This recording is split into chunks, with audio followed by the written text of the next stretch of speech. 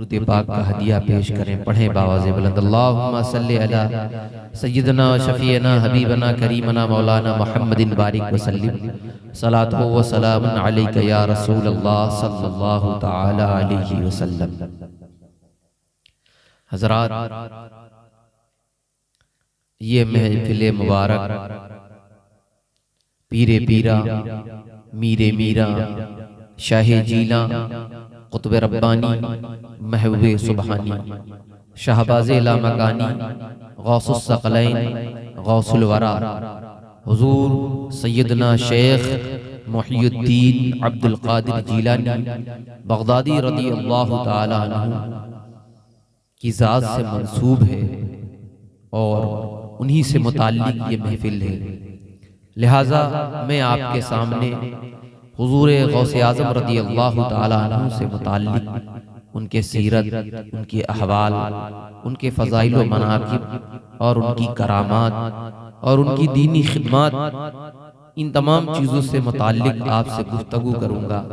आप हज़रात बग़ौर समाअत फरमाएं, क्योंकि हम और आप आज उनके नाम की मजलिस यहाँ सजाए और रचाए हुए हैं, तो ज़रूरी है कि उनके बारे में कुछ जानें, उनके बारे में कुछ सीखें और उन्होंने जो पैगाम दिया है उन पर अमल की कोशिश करें, ताकि हमारा मकसूद, हमारा मतलूब हमें हासिल हो जाए।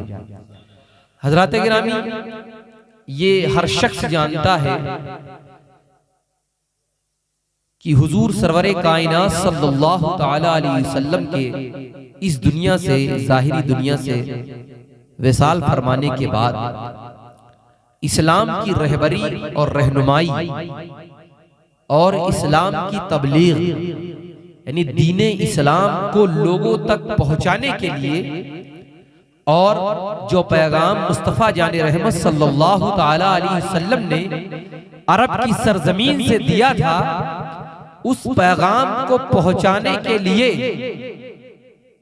अब उन लोगों की जरूरत थी जो अपने वतने असली को छोड़कर और उन ममालिक में जाकर इस्लाम के उस पैगाम को, रसूलुल्लाह की उन तालीमात को आम करने की जरूरत थी, जिसकी तालीम हुजूर सरवरे कायनात सल्लल्लाहु तआला अलैहि वसल्लम ने अरब की तपते हुए सहरा में लोगों तक पहुंचाई।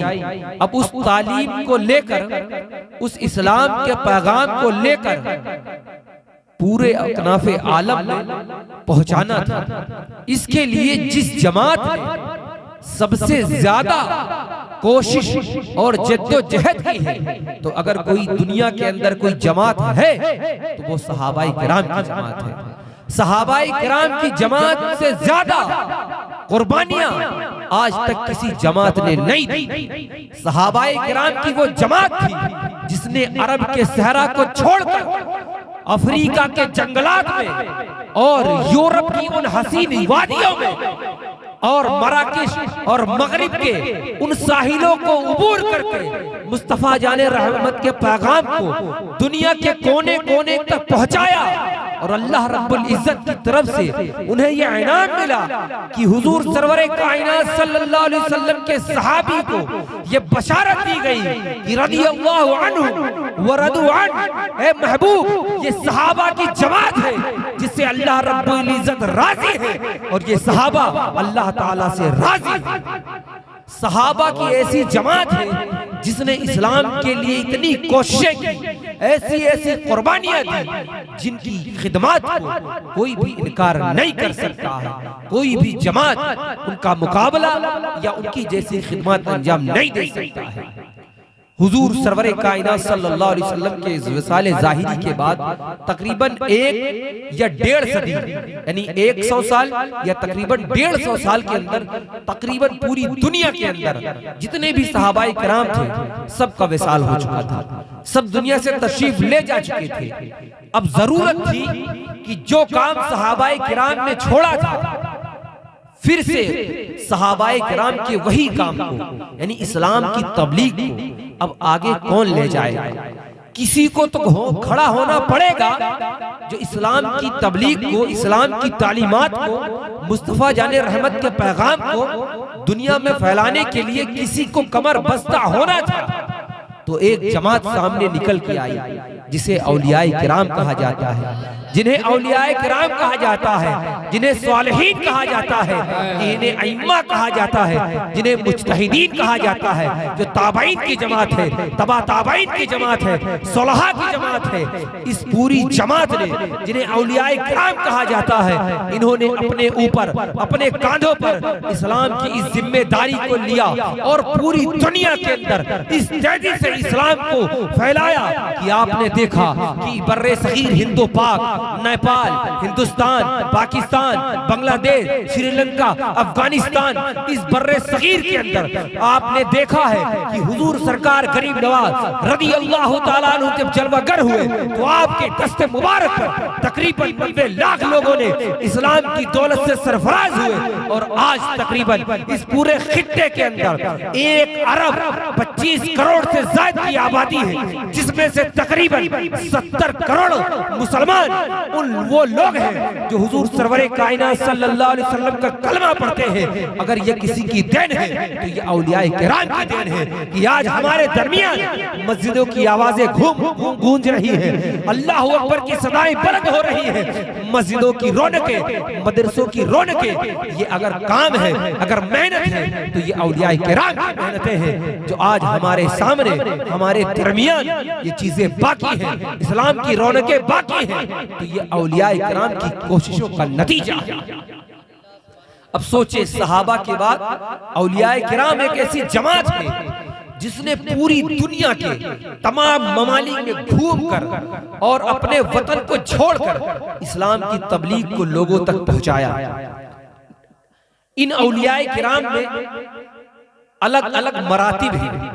कोई अब्दाल है, कोई अवताद है, कोई कुतुब है, कोई वली है, कोई गौस है, कोई गौसे आजम है।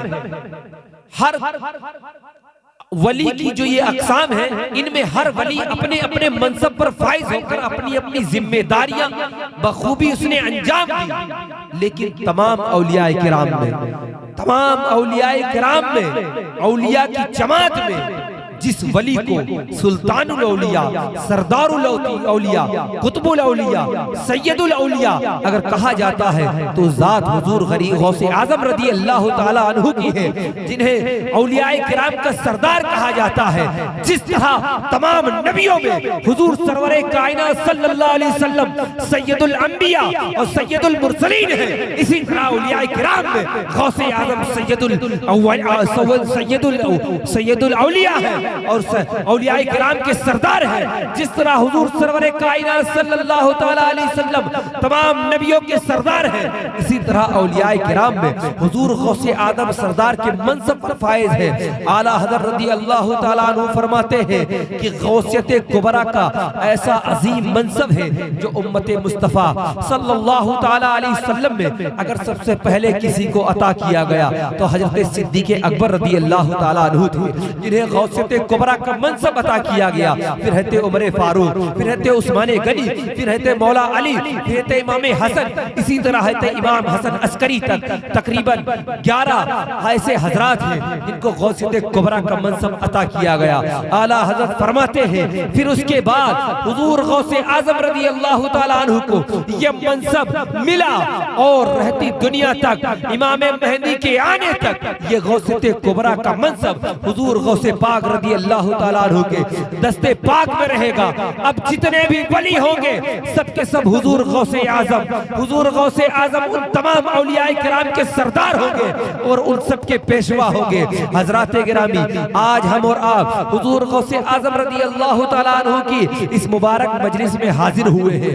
हम आपको चाहते हैं कि हुजूर गौसे आजम रज़ी अल्लाह तआला अन्हु के ताल्लुक से कुछ जरूरी बातें बताएं जिससे आपको अंदाजा हो जाए कि हम जिस जात का, जिस जात का जिक्र खैर कर रहे हैं वो कोई आम नहीं है। हजरत गिरामी हुजूर गौसे आजम रदी अल्लाह ताला अन्हु का नामे मुबारक, हुजूर गौसे आजम का नामे मुबारक अब्दुल कादिर था। आपकी कुन्नियत अबू मोहम्मद और लक़ब मुहियुद्दीन, शेख अब्दुल कादिर जिलानी, शेख मुहियुद्दीन और इस तरह के बहुत सारे अलकाबात हैं। आपकी विलादत मुबारक 470 हिजरी जीलान के शहर में हुई और उसके बाद आपका विसाले मुबारक 11 रबीउल आखिर 561 हिजरी में बगदाद शरीफ के अंदर हुआ। आपकी वालदा का नाम फातिमा उम्मुल खैर सानी है। आपके वालिद मोहतरम का नाम हजरत अबू सालेह मूसा जंगी दोस्त रहमतुल्लाहि ताला अलैह है। हुजूर सरकार गौसे आजम रदी अल्लाह ताला अन्हु को सिलसिला नसब आप अपनी वालदा की तरफ से हुसैनी सैयद है और अपने वालिद की तरफ से हसनी सैयद है। यानी आपका सिलसिला नसब वालदा की तरफ से भी हुजूर सरवरे कायनात सल्लल्लाहु ताला अलैहि वसल्लम तक पहुंचता है और आपके वालिद की तरफ से भी हुजूर सल्लल्लाहु ताला अलैहि वसल्लम तक पहुंचता है। इस तरह आप नजीफुत तरफैन सैयद हुए और नजीफुत तरफैन सैयद वो होता है जिसकी वालदा भी सैयद हो, जिसका बाप भी सैयद हो। इस तरह के सादात बहुत कम होते हैं जिन्हें सैयदुत तरफैन कहते हैं, यानी दोनों तरफ से जिनका सिलसिला नसब हुजूर सरवरे कायनात सल्लल्लाहु ताला अलैहि वसल्लम तक पहुंचता है। हुजूर गरीब नवाज रदी अल्लाह ताला अन्हु भी उन्हीं सादात में से है। बहरहाल हुजूर सरकार गौसे आजम रदी अल्लाह ताला अन्हु सिलसिला नसब के एतबार से भी फजीलत रखते हैं और आपके वालिदे मोहतरम, आपकी वालदाए मोहतरमा कोई आम इंसान नहीं है, बल्कि आपकी वालदाए मोहतरमा, आपके वालिदे गिरामी बहुत ही पारसा और बहुत ही सालेह और नेक शख्स थे। आपका शुमार औलियाए किराम में होता था। आपकी वालदा का भी शुमार वलिया में से होता था। यानी आपके वालिद और आपकी वालदा दोनों अल्लाह के वली थे। और आप हमेशा ये देखेंगे कि बेटे की कामयाबी में, बेटे के किरदार और अमल में, बच्चों की औलाद की परवरिश में, उनके किरदार और अमल में, उनकी कामयाबी में माँ बाप का बहुत बड़ा हाथ रहता है। आप देखें कि जिस तरह के माँ बाप होते हैं अक्सर उनकी औलादें भी उनके नक्शे कदम पर चलती है। मैं आपके सामने हुजूर गौसे आजम रदी अल्लाह ताला अन्हु की वालदा और हुजूर गौसे आजम रदी अल्लाह ताला अन्हु के वालिद का एक वाकया पेश करता हूँ, जिससे आपको इस बात का अंदाजा हो जाएगा कि हुजूर गौसे आजम रदी अल्लाह ताला अन्हु इतने बड़े वली बने, इनके पीछे उनके वालिदाए मोहतरमा, उनके वालिदे मोहतरम की तकवा और परहेजगारी और तहारत का कितना बड़ा हाथ था। किताबों के अंदर आता है कि हुजूर गौसे आजम रदी अल्लाह ताला अन्हु के वालिदे मोहतरम अभी जवान थे, अभी जवानी की दहलीज में आपने कदम रखा था, जवानी की उमंगे आपके दिल में थी, लेकिन उसके बावजूद भी इबादत और रियाजत का आलम यह था कि जवानी ही से आपने इबादत और रियाजत और मुजादला करना शुरू कर दिया था, रियाजत करनी शुरू कर दी थी। किताबों के अंदर आता है कि हुजूर गौसे आजम रदी अल्लाह ताला अन्हु के वालिदे मोहतरम एक मर्तबा जा रहे थे, दरिया के किनारे से जा रहे थे। आपको बहुत तेज भूख का एहसास हुआ। आपने सोचा कि कहीं अगर कुछ मिल जाए तो तनाउल कर ले। फिर उसके बाद सोचा कि यहाँ पर खाने का तो कोई इंतजाम नहीं है, फिर आगे चलते रहे। बाज किताबों के अंदर आता है कि वो वक्त रमजानुल मुबारक का था और बाज किताबों में इसका जिक्र नहीं है। बहरहाल हुजूर गौसे आजम रदी अल्लाह ताला अन्हु के वालिदे मोहतरम हैते अबू सालेह मूसा जंगी दोस्त रहमतुल्लाहि ताला अलैह दरिया के किनारे किनारे जा रहे हैं। भूख की शिद्दत है, शिद्दत का आलम यह हुआ कि इतनी भूख बढ़ गई कि आप परेशान हाल हो गए। फिर उसके बाद दरिया के किनारे पहुंचे तो देखा कि एक फल दरिया से बहता हुआ, दरिया के पानी में से बहता हुआ चला आ रहा है। ये वाकया आपने बारहा सुना होगा, उलमा से सुना होगा, इमाम हजरात से भी सुना होगा, लेकिन मैं इस वाकये से कुछ निकते निकाल कर आपके सामने पेश करूंगा। जो कुछ दर्स मिलते हैं उनको आपके सामने पेश करूंगा। लिहाजा इस वाक़ियों को बगौर समात करे। हुजूर गौसे आज़म रज़ी अल्लाह ताला अन्हु के वालिद मोहतरम दरिया से जब वो सेब निकाल कर खाते हैं, जब भूख की शिद्दत कम होती है, उसके बाद आपको एहसास होता है कि या अल्लाह, मैंने ये क्या कर दिया, मैंने जो सेब खाया है पता नहीं ये सेब किसका था, किस शख्स का था, उसके मालिक से मैंने इजाजत नहीं ली है। हो सकता है कल मैदान महशर में अगर इस सेब के मालिक ने मुझसे इस बात का मुतालबा कर लिया कि अबू सालेह मूसा जंगी दोस्त, तुमने मेरा सेब खाया था, तुमने मुझसे इजाजत नहीं ली थी, इसका मुझे हिसाब चाहिए, इसके बदले मुझे नेकियां चाहिए, तो मैं क्या जवाब दूंगा। हुजूर गौसे आजम के वालिद मोहतरम अभी जवान है, जवानी की दहलीज पर आपने कदम रखा है, लेकिन तकवा और परहेजगारी का आलम यह है कि भूख मिटने के बाद जब आपको एहसास होता है कि बगैर इजाजत के मैंने किसी दूसरे का सामान इस्तेमाल कर लिया है, तो आपके सामने आखिरत के हवाल है। अब सोचे कि इस जवानी की आलम में इतना नेक और परहेजगार शख्स जिसके सामने आखिरत की जिंदगी है, 60 साल जिंदगी है, जिनके बारे में वो नहीं सोच रहा है, लेकिन आखिरत की जो अपनी जिंदगी है उसके बारे में सोच रहा है और सोचता है कि अगर मैंने उस सेब के मालिक से इजाजत नहीं तलब की तो मैं इसका जवाब मैदान महशर में कैसे दूंगा। हुजूर गौसे आज़म रज़ी अल्लाह ताला अन्हु के वालिद मोहतरम उस दरिया के किनारे किनारे सफर करते हुए एक बाग के करीब पहुंचते हैं, जहां के दरख्तों की शाखें उस पानी के ऊपर लटक रही थी। हुजूर गौसे आज़म के वालिद मोहतरम समझ गए कि जरूर इसी बाग का वो फल होगा, क्योंकि इस बाग की शाखें, इसके दरख्तों की शाखें पानी के ऊपर लटक रही है। हो सकता है इसी बाग का वो फल हो जो टूट के दरिया के पानी पर बहता हुआ पहुंच गया और मैंने खा लिया। जब हुजूर गौसे आज़म के वालिद मोहतरम पहुंचते हैं, बाग के मालिक से दरियाफ्त करते हैं, वहां पहुंचते हैं, बाग पर दस्तक देते हैं। बाग के बाहर एक शख्स आता है, वो खूबसूरत चेहरे वाला होता है, जिसके चेहरे से नूरानियत झलक रही होती है। हज़रत गौसे आज़म के वालिद मोहतरम अर्ज करते हैं, ए साहिबे बाग, मैंने आपकी बाग के दरख्त से का एक फल सेब मैंने आपकी बगैर इजाजत के खा लिया है। आप मुझे जो सजा देना चाहते हैं मुझे मंजूर है, लेकिन आप उस सेब खाने की इजाजत मुझे दे दे ताकि वो मेरे लिए हलाल हो जाए। हुजूर गौसे आज़म रज़ी अल्लाह ताला अन्हु ने जब इस बात को पेश किया तो उस बाग के मालिक थे हजरत अब्दुल्ला सोमई रहमतुल्लाहि ताला अलैह, जो हुजूर गौसे आज़म रज़ी अल्लाह ताला अन्हु के नाना हैं, जो आगे चल के आपके नाना होते हैं। हुजूर गौसे आज़म के वालिद मोहतरम ने जब उनसे इजाजत तलब की तो हजरत अब्दुल्ला सोमई ने सोचा कि या अल्लाह, इस दौर में ऐसा नौजवान, खूबसूरत नौजवान जिसके अंदर खुदा का खौफ और खशियत इलाही की ऐसी उमंगें हैं कि इस जवानी के आलम में भी ये अल्लाह का खौफ इस कदर रखता है कि आखिरत के मामले में इतना संजीदा है कि गलती से एक सेब खाने पर मेरी इजाजत के लिए यहाँ चला आया। हजरत अब्दुल्ला सोमई कहते हैं, ए मुबारक नौजवान, ए प्यारे नौजवान, मेरी दो शर्तें हैं, अगर उन दो शर्तों को पूरा कर दो तो मैं तुम्हारे लिए सेब का खाना हलाल कर दूंगा। हज़रत गौसे आज़म के वालिद मोहतरम कहते हैं, ठीक है, अब मुझे आपकी दोनों शर्तें मंजूर हैं। हज़रत अब्दुल्ला सोमई कहते हैं, एक शर्त पूरा करने के बाद ही मैं आपको दूसरी शर्त के बारे में बताऊंगा।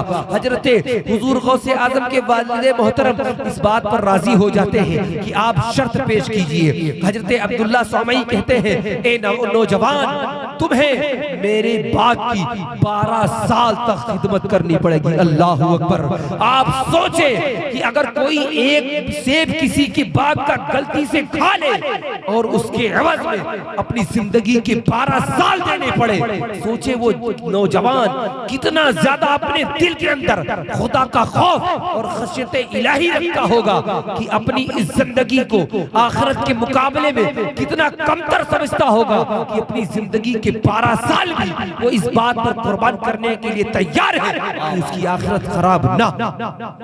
नारे तकबीर, नारे रिसालत, अज़मत गौसे आज़म, महफिल गौसे आज़म। बहुत अच्छे।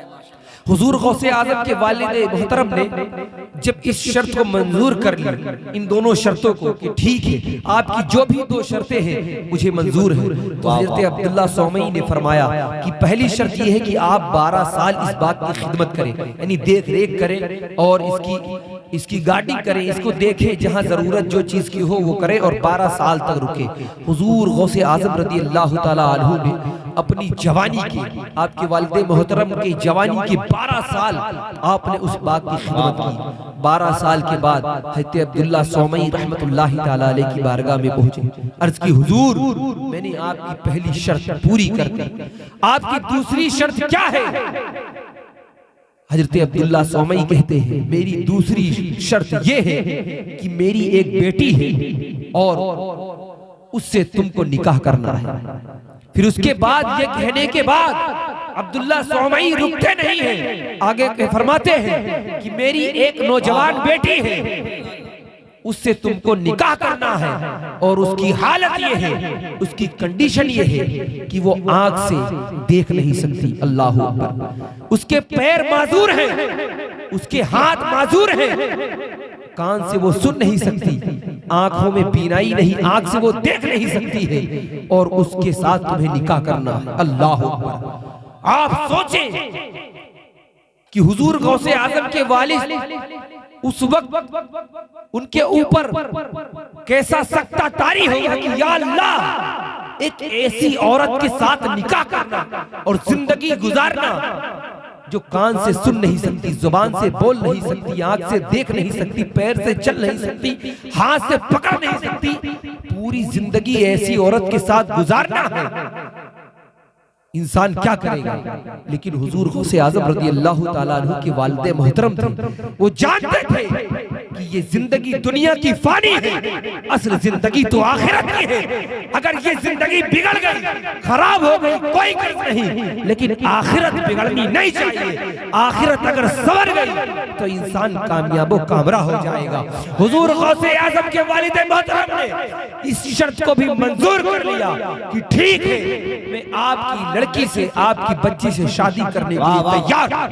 अब सोचे उन नौजवानों के लिए हुजूर गौसे आजम के वालिद मोहतरम की ये जिंदगी नमूना अमल है कि आज का हमारा नौजवान अपनी जवानी के बारे में सोचे कि कहीं ऐसा तो नहीं है कि इसकी जवानी चौक चौराहों पर खड़े होकर जाय हो रही है। कहीं ऐसा तो नहीं है कि उसकी जवानी दुनिया की रंगीनियों में, अय्याशियों में ऐसी बर्बाद हो रही है कि जवानी तो बर्बाद हो रही है, उसकी आखिरत भी तबाह बर्बाद हो रही है। नौजवानों को, हमें और आपको हुजूर गौसे आजम के वालिद मोहतरम से सबक सीखना चाहिए कि एक नौजवान जिसने अपनी आखिरत के बदले में 12 साल बाग की खिदमत की और फिर एक ऐसी औरत के साथ पूरी जिंदगी बिताने की शर्त और निकाह करने की उसने शर्त मंजूर कर ली, जो आंख से देख नहीं सकती, कान से सुन नहीं सकती, पैर से चल नहीं सकती, हाथ से छू नहीं सकती, ऐसी औरत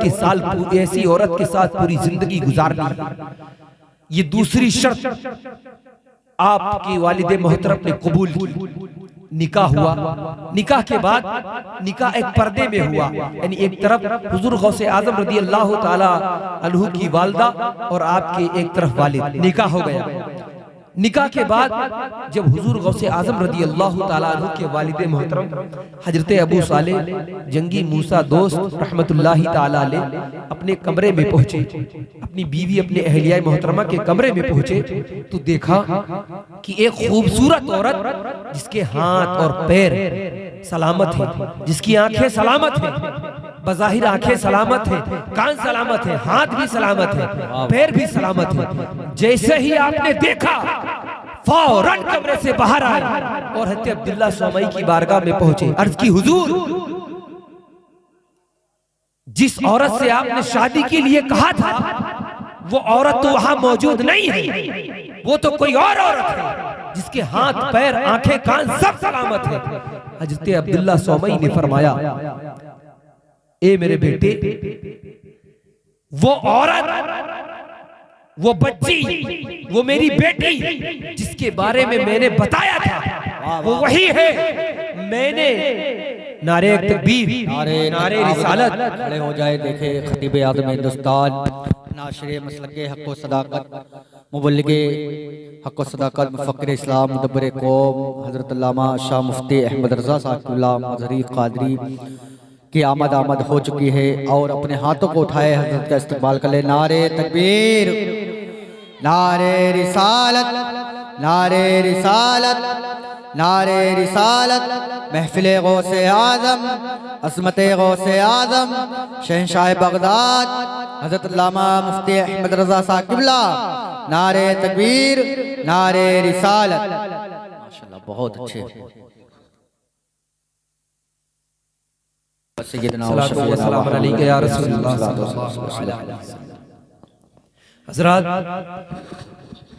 जब हुजूर गौसे आज़म रज़ी अल्लाह ताला अन्हु के वालिद मोहतरम हज़रत अब्दुल्ला सोमई रहमतुल्लाहि ताला अलैहि की बारगाह में पहुंचे, आपने पूरा माजरा बयान किया कि वहां पर वो औरत नहीं है जिसके बारे में आपने निशानदेही की थी। तो हजरत अब्दुल्ला सोमई फरमाते हैं कि ए मेरे बेटे, ए मेरे नौजवान, मैंने जिस औरत या अपनी बच्ची की निशानदेही की थी, मैंने जो ये कहा था कि वो नाबीना है, मैंने ये कहा था कि कान से सुन नहीं सकती, मैंने कहा था कि वो पैर से माजूर है, मैंने कहा था वो हाथों से माजूर है, इसका मतलब ये नहीं है, बल्कि ए मेरे बेटे, इस बात का मतलब ये था कि मैंने अपनी बेटी को नाबीना इस वजह से कहा था कि मेरी बेटी ने अपनी पूरी जिंदगी में कभी गैर महरम के ऊपर नजर नहीं डाली, अपनी उन आंखों से गलत और बुरे फाहिशा मनाजिर को नहीं देखा, इसलिए मैंने अपनी बेटी को आंखों से माजूर कहा था। ए मेरे बेटे, मैंने अपनी बेटी को पैरों से माजूर इसलिए कहा था क्योंकि मेरी बेटी ने पूरी जिंदगी भी अपने कदमों को गुनाहों की तरफ नहीं बढ़ाया था, एक कदम भी मेरी बेटी गुनाहों की तरफ नहीं की थी, इसलिए मैंने अपनी बेटी को पैरों से माजूर कहा था। ऐ मेरे बेटे, मैंने अपनी बेटी को आंखों से जो ये कहा था कि उसके वो कानों से सुन नहीं सकती, वो इस सबब से था कि मेरी बेटी ने अपनी पूरी जिंदगी कभी बुरे कलिमात को या बुरी चीजों को अपने उन कानों से नहीं सुना था। मैंने जो ये कहा था कि वो हाथों से माजूर है, इस सबब से कहा था कि कभी मेरी बेटी ने गलत कामों की तरफ अपने हाथों को नहीं बढ़ाया था। इन बात का मकसद ये था। अब सोचे हुजूर गौसे आज़म रज़ी अल्लाह तआला अन्हु की जब वालिदा का ये मकाम है, जब वालिद मोहतरम का ये मकाम है, सोचे जब माँ बाप ऐसे हो तो बेटा गौसे आज़म क्यों नहीं होगा। जब बाप मौला कायनात हो और माँ फातिमा ज़हरा हो तो बेटा हुस्न आज़म होता है। जब माँ नेक हो, बाप नेक हो तो बेटा गरीब नवाज होता है। जब बाप नेक हो और माँ नेक हो तो बेटा अल्लाह का वली होता है। हज़रात गिरामी, बेटों की औलाद की तरबियत और उनकी कामयाबी में माँ बाप का बहुत बड़ा हाथ रहता है। उनकी परवरिश और उनका किरदार और अमल बहुत बड़ा उनका हाथ रहता है। इस वाक़ये से हमें कई बातें सीखने को मिली। पहली बात तो ये कि कभी भी इंसान को किसी दूसरी चीज के माल को बगैर उसकी इजाजत के इस्तेमाल नहीं करना चाहिए। और ये ना सोचे कि बहुत छोटी सी चीज है, कोई भी चीज हो बगैर इजाजत के किसी के सामान का इस्तेमाल बिल्कुल नहीं करना चाहिए। दूसरी चीज ये है कि नौजवानों को इबरत हासिल करनी चाहिए कि अपनी जवानी को बर्बाद करके वो अपनी आखिरत को बर्बाद नहीं करें। और तीसरा जो सबक हमें मिलता है कि अगर माँ बाप नेक हो तो यकीनन उनकी किरदार और अमल की झलक और उसका अक्स उनकी औलाद में जरूर नजर आता है। यानी अगर माँ बाप नेक और सालेह हो तो बेटे और औलादें भी नेक और अच्छी होंगी। अगर माँ बाप का किरदार और अमल बुरा है तो उमूमन ऐसा होता है कि बेटे नेक नहीं निकलते हैं। ये कायदे कुल्लिया नहीं है, लेकिन तजुर्बे की बात है कि माँ बाप अगर नेक हो, उसकी मिसाल ये समझ लीजिए कि अगर आपने बीज बोया है, आपने चावल का बीज डाला है तो उसमें जाफरान नहीं उगेंगे। अगर आपने चावल का बीज डाला है तो चावल ही उगेंगे। जाफरान आपने अगर बोई है तो जाफरान ही की खेती होगी। अगर माँ बाप नेक है तो औलाद भी उमूमन नेक ही होती है। माँ बाप का किरदार और अमल अगर बुरा है तो उमूमन उसका असर औलाद में देखने को मिलता है।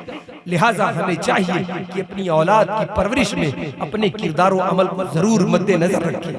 हज़रात गिरामी, हुजूर गौसे आज़म रज़ियल्लाहु ताला अन्हु कि वालिदे मोहतरम और आपकी वालिदा मोहतरमा ऐसे अजीमुशान पारसा और नेक और सालिहीन में से थे कि हुजूर गौसे आजम रदी अल्लाह ताला अन्हु की जब विलादत मुबारका हुई तो उस वक्त यकुम रमजान मुबारक था। ये बात की तहकीक है, हुजूर गौसे आजम की जब पैदाइश हुई तो उस वक्त एक रमजान था, यानी 29 शाबान हो गई थी और उसके बाद एक रमजान था जो मशकूक था, यानी इसमें शक था कि आज रमजान का एक रोजा हुआ है कि नहीं हुआ है।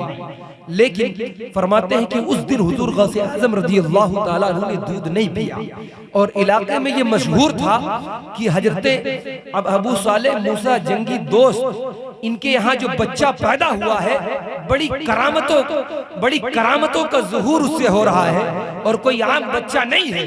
और उनके बारे में मशहूर है कि उनके वहाँ जो बच्चा पैदा हुआ है आज के वो दिन दूध नहीं पी रहा है। बहरहाल उस दिन रमजान का पहला दिन गुजर जाने के बाद जब कई दिन के बाद तस्दीक हुई और शहादत आई तो पता चला जिस दिन गौसे आजम ने दूध नहीं पिया था रमजान का पहला रोजा उसी दिन था, रमजान की पहली तारीख उसी दिन थी। अब आप सोचें गौसे आजम रज़ी अल्लाह ताला अन्हु सिर्फ एक दिन के हैं, लेकिन तहारत तकवा परहेजगारी का आलम यह है कि पैदा होते ही अल्लाह रब्बुल इज्जत कैसी कैसी करामतों का ज़ुहूर आपके हाथ पर आपके जरिए सादिर फरमा रहा है। हजरत गिरामी हुजूर गौसे आजम रज़ी अल्लाह ताला अन्हु जब पैदा हुए तो उस वक्त आपके आने से पहले दुनिया में तशरीफ लाने से पहले एक बहुत बड़े बुजुर्ग गुजरे हैं जिनका नाम हज़रत अल्लामा इमाम गजाली रहमतुल्लाहि ताला अलैह, जो 6ठी सदी हिजरी के मुजद्दिद हैं और बहुत जलील क़द्र आलिम दीन हैं और उनकी तकरीबन हर मौजू पर और तकरीबन मुख्तलिफ उन्वान पर उनकी किताबें मौजूद हैं। वो बहुत बड़े अल्लाह के वली और बहुत बड़े मुज्तहिद और बहुत बड़े तसव्वुफ के इमाम गुजरे हैं। तारीख सीरत निगार कहते हैं कि हजरत इमाम गजाली रहमतुल्लाहि ताला अलैह का जब विसाल हुआ तो उनके दौर यानी उनके विसाल से पहले बगदाद के अंदर मुअतज़िला और फलसफा का बहुत जोर जोरा था। हर तरफ मुअतज़िला और फलसफा इस्लाम के ऊपर मुख्तलिफ जहत से हमलावर थे। इमाम गजाली रहमतुल्लाहि ताला अलैह अपनी मुख्तलिफ किताबों के जरिए तसानीफ के जरिए उनका मुकाबला किया और पुरजोर उनका मुकाबला किया। लेकिन इमाम गजाली के जाने के बाद लोगों के दरमियान जो एक वसवसा और कशमकश हो गई थी, अजीबो गरीब समा हो गया था, लोगों के दिलों के हालात मुतगय्यर हो गए थे। लोग कहते हैं, सीरत निगार कहते थे, अब हुजूर अल्लामा गजाली कहते इमाम गजाली के बाद ऐसे मुरब्बी और कायद की जरूरत थी कि लोगों की दिलों की इस्लाह करे, लोगों के फासिद ख्यालों की इस्लाह करे। उसके बाद हुजूर गौसे आजम रज़ी अल्लाह ताला अन्हु की पैदाइश हुई। हुजूर गौसे आजम रज़ी अल्लाह ताला अन्हु का बचपना बेमिसाल है, आपके वाक़ियात बेशुमार हैं, करामतें बेशुमार हैं, बयान की जाए तो रातें कम पड़ जाएंगी। अल मुख्तसर ये कि एक दौर आया कि हुजूर गौसे आजम रज़ी अल्लाह ताला अन्हु ने अपनी वालिदाए मोहतरमा से अपने लिए इल्मे दीन के हुसूल की कोशिश को और तमन्ना को अपनी वालिदा मोहतरमा के सामने उसका इजहार किया, अर्ज किया, ए मेरी अम्मी जान, मैं इल्मे दीन मुस्तफ़ा सीखना चाहता हूँ। मैं चाहता हूँ कि मैं नाना जान सल्लल्लाहु अलैहि वसल्लम के दीन के इल्म का सीखूं, इल्मे दीन को सीखूं और इल्म हासिल करूं। अब उन लोगों के लिए इबरत है कि सोचे हुजूर गौसे आजम रज़ी अल्लाह ताला अन्हु पैदाइशी वली है, मादरजात वली है, यानी माँ के पेट से आप वली बनकर पैदा हुए। लेकिन उसके बाद भी आप जानते हैं कि हुजूर सरवरे कायनात सल्लल्लाहु ताला अलैहि वसल्लम ने मेरे नाना जान में इरशाद फरमाया है कि तलबुल इल्मी फरीज़तुन अला कुल्ली मुस्लिमिन व मुस्लिमा, कि इल्मे दीन का सीखना हर मुसलमान मर्द और औरत पर फर्ज है। इसीलिए गौसे आजम ने अर्ज किया, अम्मी जान मैं इल्मे दीन सीखना चाहता हूँ। हुजूर गौसे आजम रज़ी अल्लाह ताला अन्हु की वालिदाए मोहतरमा ने इजाजत दे दी, ठीक है बेटा तो इल्मे दीन सीखने चला जा, लेकिन मेरी कुछ वसीयतें हैं उनको याद रखना, कुछ बातें हैं उनको याद रखना। हुजूर गौसे आजम रज़ी अल्लाह ताला अन्हु ने सामाने सफर तैयार किया और अपनी वालदाए मोहतरमा से इजाजत तलब की और फिर बगदाद शरीफ की तरफ रवाना हुए। वालदा ने ये नसीहत की थी, बेटा कभी झूठ ना बोलना, बेटा कैसे भी हालात आए लेकिन झूठ ना बोलना, झूठ का सहारा न लेना।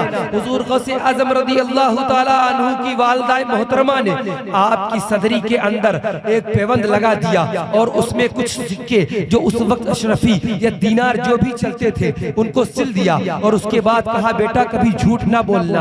अपनी माँ का वादा, अपनी माँ से वादा किया। फिर उसके बाद आपको आपके साथ जो आप जीलान से निकलने वाले काफिले के साथ रवा दवा हो जाते हैं और उसके बाद बगदाद की तरफ आपका सफर हो जाता है। पहले के दौर में जगह जगह डाकुओं और रहजनों का कब्जा होता था, जो रास्ते से गुजरने वाले लोग होते थे उनके सामान को लूट लेते हैं। हजरत गिरामी ये भी वाकया बहुत ही मशहूर है, आम फहम है, सुना होगा, लेकिन एक मर्तबा और सुन लीजिए। हुजूर गौसे आजम रज़ी अल्लाह ताला अन्हु उस सफर के लिए उस सफर में काफिले के साथ चल देते हैं। काफिला जब एक शहर के एक करीब पहुंचता है तो डाकुओं ने, रहजनों ने काफिले के ऊपर हमला कर दिया और लोगों के सामान को लूटना शुरू कर दिया। फिर उसके बाद लोगों को एक तरफ किया और माल एक तरफ जमा करना शुरू कर दिया।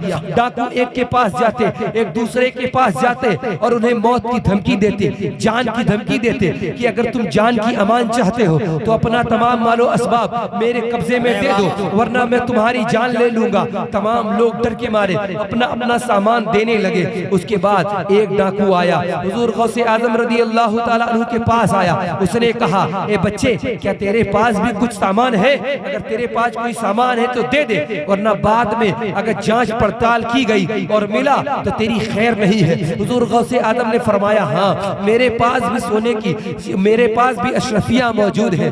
लोगों ने जब आपकी जांच पड़ताल की, डाकुओं ने आपकी जांच पड़ताल की तो कुछ ना मिला। लोगों ने पूछा, ये अब्दुल कादिर, सारे लोग तो अपने माल को छुपा रहे हैं ताकि उन्हें बाद में काम आ जाए, लेकिन तुम अपने माल का इजहार क्यों कर रहे हो?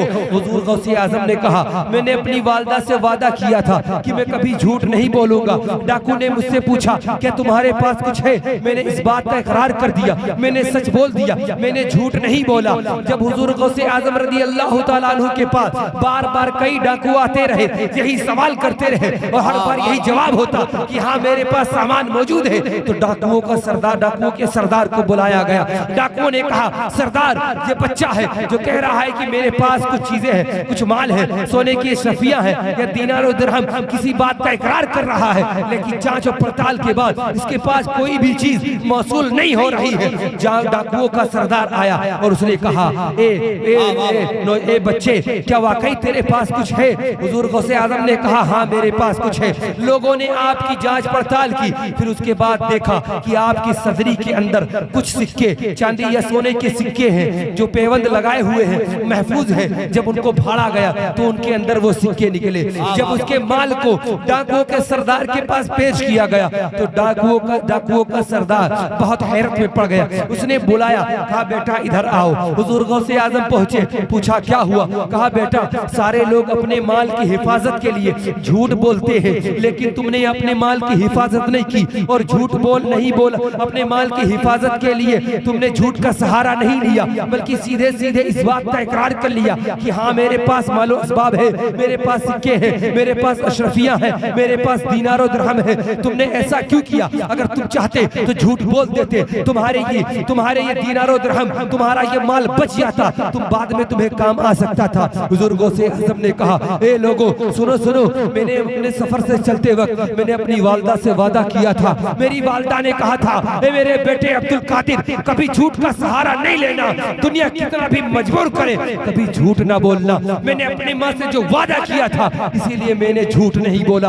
हजरत गिरामी हुजूर गौसे आजम रज़ी अल्लाह ताला अन्हु की ये बातें सुनकर काफिर, ये बातें सुनकर डाकुओं पर ऐसा असर हुआ, डाकुओं के दिलों में ऐसा इनकलाब बर्पा हुआ कि डाकुओं के बादशाह ने, डाकुओं के सरदार के दिल पर ऐसी छाप गौसे आजम के किरदार और अमल ने छोड़ी कि उस सरदार ने हुजूर गौसे आजम की बारगाह में तौबा करते हुए, अपने पूरे गिरोह के साथ तौबा करते हुए अर्ज करने लगा, ए बच्चे तू यकीनन छोटा है लेकिन अपनी वालदा से किए हुए वादे को तूने नहीं भूला है। तू किए हुए वादे को तूने नहीं भुलाया है। लेकिन हम कैसे हैं कि हमने अल्लाह रब्बुल इज्जत से वादा किया था कि हम नमाजें पढ़ेंगे, रोजे रखेंगे, तेरी इबादत और रियाजत करेंगे, चोरी ज़िंदगी नहीं करेंगे, गुनाहों से दूर रहेंगे। हमने आलम अरवा में रब से जो वादा किया था, मैंने उस वादे को भुला दिया, इन लोगों ने उन वादों को भुला दिया। लेकिन ये छोटे से बच्चे, तूने अपनी माँ से किए वादे को आज निभा के ये हमें एहसास दिला दिया कि हमें चाहिए कि हम इस रास्ते को छोड़ दें, अपने रब के वादे को पूरा करें। हुजूर गौसे आज़म के हाथ पर डाकुओं के सरदार ने और उसके सारे साथियों ने तौबा किया और गौसे आज़म रज़ी अल्लाह ताला अन्हु के हाथ पर ये कसम खाई कि आज से हम लोग रहज़नी छोड़कर, डाकूगिरी छोड़कर आज से नेक रास्ता अख्तियार करेंगे और अल्लाह के बताए हुए रास्ते पर चलेंगे। नारे तकबीर, नारे रिसालत, मसलके आला हजरत शहंशाह बगदाद। बहुत अच्छे, वाह वाह वाह वाह, माशाल्लाह। हज़रात गिरामी, हुजूर गौसे आज़म रज़ी अल्लाह ताला अन्हु की ये बचपने का वाक़िया है। इसके बाद आपकी जवानी, फिर उसके बाद आपका दर्स व तदरीस, फिर आपका वो वक्त जिसमें आपने रियासत, इबादत और ऐसी इबादत और रियासत की कि दुनिया ने देखा कि जब हुजूर गौसे आज़म रज़ी अल्लाह ताला अन्हु ने इबादत और रियासत के जरिए और अल्लाह रब्बुल इज्जत के महबूब अमल के जरिए रब का कुर्ब हासिल कर लिया, तो अल्लाह ने वो मनसब अता किया कि गौसे आज़म गौसे आज़म बगदाद की मस्जिद, जामा मस्जिद में खड़े होकर जब ऐलान फरमाया कि कदमी हाज़िही अला रकबती कुल्ली वली अल्लाह, कि ये मेरा कदम तमाम औलिया अल्लाह की गर्दनों पर है, तो दुनिया ने देखा कि पूरी दुनिया के अंदर मौजूद जितने भी औलिया किराम हयात थे, जो हयात थे, जो जिंदा थे, उन लोगों ने अपनी गर्दनों को झुका दिया। जो अपनी कब्रों में थे, कब्रों में अपनी गर्दनों को झुका दिया और अर्ज की, ए अब्दुल कादिर, ए शहंशाह बगदाद, ए औलिया किराम के सरदार, आपका कदम यकीनन हमारी गर्दनों पर है। आप औलिया किराम के सरदार हैं। तमाम औलिया किराम जो हयात थे, जो अपनी कब्रों में थे, सबने हुजूर गौसे आज़म की इस गौसियत कुबरा के मनसब को कबूल किया और दुनिया ने देखा कि अल्लाह रब्बुल इज्जत ने हुजूर गौसे आज़म को ऐसा मकाम अता किया कि औलिया किराम के बारे में, औलिया किराम के बारे में उलमाए किराम फरमाते हैं कि जितने भी औलिया किराम दुनिया से रुखसत हो गए, उन तमाम औलिया किराम में से दो औलिया किराम जो अपनी कब्रों में रहकर सबसे ज्यादा दुनिया में अख्तियारात और तसर्रुफात करते हैं, उन दो औलिया किराम बहुत मशहूर हैं। एक का नाम सैयद कबीर अहमद रिफाई है और दूसरे वली का नाम गौसे आज़म शेख अब्दुल कादिर जिलानी। ये दो औलिया किराम ऐसे हैं जो दुनिया में सबसे ज्यादा तसर्रुफात, अख्तियारात के जरिए लोगों की मदद करते हैं। ये तो हुजूर गौसे आज़म का मनसब है और मर्तबा है। बेशुमार वाक़ियात हैं, वक्त नहीं है। आखिरी वाक़िया सुने कि हुजूर गौसे आज़म रज़ी अल्लाह ताला अन्हु ने जब अपना खुद का मदरसा जामिया कादरिया कायम किया और आपने वहां पर इल्म हदीस, कुरान, फिक़ह, तफसीर के अलावा तज़किया नफ्स और कुलूब और राह सुलूक का एक ऐसा इंतजाम किया कि जो शख्स इल्म दीन सीखना चाहे या अपने दिलों को साफ करना चाहे या अपने दिलों के अंदर जो जंग लग गया है उनको दूर करना चाहे, इस तरह की आपने खानका और मदरसे का कयाम किया। तो उसमें एक बूढ़ी औरत अपने बच्चे को लेकर आई और उसने गौसे आज़म की बारगाह में देकर कहा, हुजूर ये मेरा बच्चा है, आप इसको अपने पास रखें, इल्म दीन सिखाएं और इसको इबादत और रियाजत करवाएं और इसको विलायत के मनसब पर पहुंचा दें, यानी जैसा मुमकिन हो मेरे बच्चे के साथ करें, ये नेक बने, अच्छा बने, अल्लाह का वली बन जाए। हुजूर गौसे आज़म ने कहा ठीक है, इसे मदरसे में खानका में छोड़ दो। हुजूर गौसे आज़म रज़ी अल्लाह ताला अन्हु ने इतना कहा, वो औरत चली गई। कई साल के बाद जब वो औरत आई तो उसने देखा कि जिस बच्चे को मैं छोड़कर गई थी वो कमजोर हो गया है, वो कमजोर हो गया है, नहीफ हो गया है, नातवा हो गया है, उसके बदन में ताकत नहीं है और सूखी जौ की रोटी खा रहा है। औरत ने जैसे ही इतना देखा आग बगूला हो गई और औरत का काम ही होता है कि बगैर बात को समझे हुए वो अपनी बात, अपनी जबान को चलाना शुरू कर देती है। उस औरत ने इतना देखा वो हुजूर गौसे आज़म रज़ी अल्लाह ताला अन्हु की बारगाह में पहुंची। जब देखा तो हुजूर गौसे आज़म रज़ी अल्लाह ताला अन्हु मुर्गा तनाउल फरमा रहे थे। औरत ने जब इतना देखा तो और ज्यादा उससे गुस्सा आया और कहने लगी, हुजूर मैं आपकी बारगाह में अपना बच्चा छोड़ छोड़कर गई थी कि आप उसे कुछ सिखाएं, बताएं, लेकिन मामला तो ये है कि मेरा बच्चा कमजोर होता चला जा रहा है, जो कि रोटी खा रहा है, आप तो मुर्गा मुसल्लम तनाउल कर रहे हैं। हुजूर गौसे आजम ने सोचा अगर इस औरत को इल्मी जवाब दिया जाएगा या इसको बताया जाएगा तो ये नहीं मानेगी। हुजूर गौसे आजम रज़ी अल्लाह तआला अन्हु ने खाने के बाद जो मुर्गों की हड्डियां जमा हुई थी उनको एक जगह पर इकट्ठा किया और फरमाया कुम बिज़निल्लाह, उसके ऊपर हाथ फेरा, यकायक उन हड्डियों पर गोश्त चढ़ा और उन हड्डियों के जरिए फिर से वो मुर्गा तैयार हो गया, जिंदा हो गया। हुजूर गौसे आजम ने फरमाया ए बूढ़ी माँ, जब तेरा बच्चा इस मनसब को पहुंच जाएगा फिर उसके बाद जो चाहे खाए और जो चाहे करे, जब अपने नफ्स को मार देगा और उसका हाल ये हो जाएगा कि अल्लाह रब्बुल इज्जत ने हदीस कुदसी में फरमाया कि अल्लाह तबारक व तआला इरशाद फरमाता है कि जब बंदा इबादत और रियाजत के जरिए अल्लाह का कुर्ब हासिल कर लेता है तो फिर उसका मामला ऐसे हो जाता है कि वो जिस हाथ से पकड़ता है वो उसका हाथ नहीं होता है, क्योंकि वो अल्लाह का दस्ते कुदरत होता है। बंदे जिस आंख से देखता है वो उसकी आंख नहीं होती है, बल्कि अल्लाह की आंख होती है, अल्लाह की आंख होती है। फिर वो बंदा जिस पैर से चलता है वो पैर उसका नहीं होता है, बल्कि अल्लाह का वो पैर होता है। इस हदीस का मतलब ये है कि जब बंदा इबादत और रियाजत के जरिए अल्लाह का कुर्ब हासिल कर लेता है तो उसकी आंखें आम इंसानों की तरह नहीं देखती है, उसका हाथ आम इंसानों की तरह नहीं हो रहता है, उसका पैर आम इंसानों की तरह नहीं रहता है, बल्कि उसके हाथ और पैर में, उसकी आंखों में, उसकी कान में ऐसी कुव्वत और ताकत अता कर दी जाती है जो दूसरे लोगों में मौजूद नहीं होती है। गौसे आजम ने फरमाया ए बूढ़ी माँ, जब तेरा बच्चा इस लायक हो जाएगा कि जब मुर्दों को जिंदा कर दे तो फिर उसके बाद जो चाहे खाए और जो चाहे तनाउल। यानी कहने का मतलब ये था कि हुजूर गौसे आजम उस बच्चे को तरह तरह की परेशानियों के जरिए गुजार कर उसके नफ्स को मारना चाहते थे, क्योंकि नफ्स के मारने का जो तरीका, बेहतरीन तरीका यही है कि खाने पर कंट्रोल किया जाए, पीने पर कंट्रोल किया जाए। हुजूर गौसे आजम के बारे में है कि जब आप जामिया निजामिया से फरागत के बाद बगदाद के जंगलों में रहे तो आपने अपनी नफ्स को मारने के लिए दरियाए तजला का पानी पिया और दरख्तों के पत्ते खाए। तारीख निगार कहते हैं कि हुजूर गौसे आजम ने इतने पत्ते खाए थे कि आपके तने मुबारक से हरापन झलकता था, आपकी रगों में खून की बजाय एक हरियाली दिखती थी। हुजूर गौसे आजम ने ऐसे ऐसे दौर से, ऐसी ऐसी जिंदगी के ऐसे ऐसे गोशे गुजारे हैं, तब जाकर आपको ये मनसब मिला कि दुनिया ने देखा कि हुजूर गौसे आजम रज़ी अल्लाह तआला अन्हु का वो दरबार जहां पर 70-70 हजार लोग तकरीर सुनने आते और तकरीर और खिताब का आलम यह होता कि गौसे आजम अगर अल्लाह के नाम जब्बारों का हार पर तकरीर करते तो लाशों के अंबार लग जाते, और अल्लाह रब्बुल इज्जत के अगर गफूरुर रहीम और रहमानुर रहीम पर तकरीर करते तो बड़े बड़े गुनहगार तौबा करके सच्चे पक्के मुसलमान हो जाते थे। ये हुजूर गौसे आजम की बेपनाह करामतें हैं, बेपनाह उनके जिंदगी की गोशे हैं, बयान किया जाए तो वक्त दरकार नहीं है। बहरहाल हम अल्लाह की बारगाह में दुआ करते हैं कि मौला ताला हम सबको हुजूर गौसे आजम रज़ी अल्लाह तआला अन्हु के फैजान करम से माला माल फरमाए। अस्तगफिरुल्लाह रब्बी मिन कुल्ली ज़ंबि व अतूबु इलैहि व आखिरु दवाना अनिल हम्दुलिल्लाहि रब्बिल आलमीन। अस्सलामु अलैकुम।